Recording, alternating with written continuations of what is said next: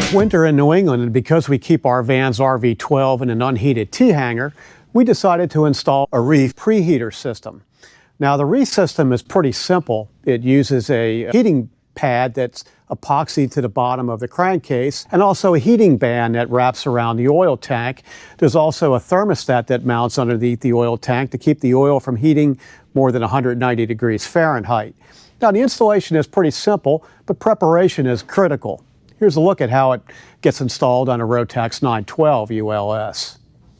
Now, if you operate a Rotax 912 series engine in a cold climate, you know it can take forever for the oil temperature to reach 120 degrees Fahrenheit. That's the magic temperature you want to obey before coming on with the power for the before takeoff run-up. No more than 2,500 RPM unless the temperature comes up. That wastes time and fuel, and even in sub-freezing temperatures, electronic ignition on a 912 might not even fire the spark plugs unless the starter cranks the engine at a 220 RPM or more crankshaft speed. Now, the standard Reiff system includes a silicone 50-watt HotBand that clamps around the base of the oil tank and a 100-watt hot strip that bonds to the bottom of the case using supplied Aramco epoxy in a bag epoxy. You could also use JB Weld epoxy 8265S. Now, when applying the epoxy, it's all about surface preparation and properly mixing and curing the epoxy. Now, Reiff warns that any surface paint must be stripped, and both the surface of the case and the heating pad has got to be scuffed with a Scotch-Brite pad, and then you clean it off with acetone or alcohol. Now, once the epoxy is well kneaded and the bag is open, you got to work fast. Put on your surgical gloves, goop it on sparingly, because the ideal thickness of the hot band surface is 3 sheets of paper, or 0.010 inches. There's plenty of epoxy supplied to also bond the small thermostatic sensor to the underside of the oil tank. Now, the Aramco epoxy fully cures in roughly 48 hours at 75 degrees Fahrenheit, and the JB Weld will cure in about 24 hours. Now, it was too late for those temperatures in mid-November, so we had to put a blanket over the engine, and we stuck a heating lamp on the floor below it.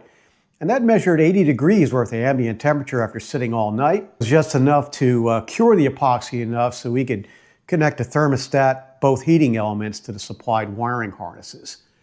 Now, the harnesses and connectors supplied with the Reiff system are high quality. They're white Molex, and there's plenty of it harnessed to neatly connect the components together and for making service loops. We routed the AC plug over the top of the oil tank so it's accessible when opening the upper cowling oil check door. There's also a ground wire you've got to connect to the engine.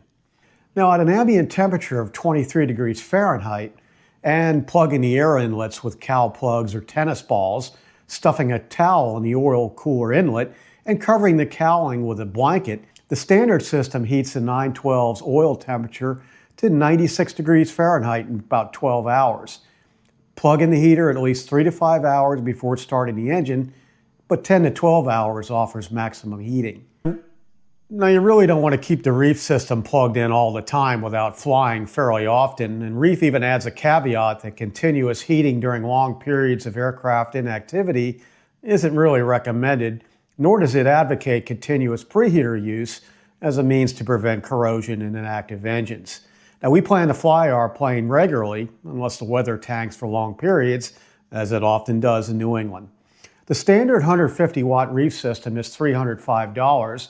It's $475 for the 250-watt system and $630 for the 350-watt system. Now, the system also fits the Rotax 914 series engines.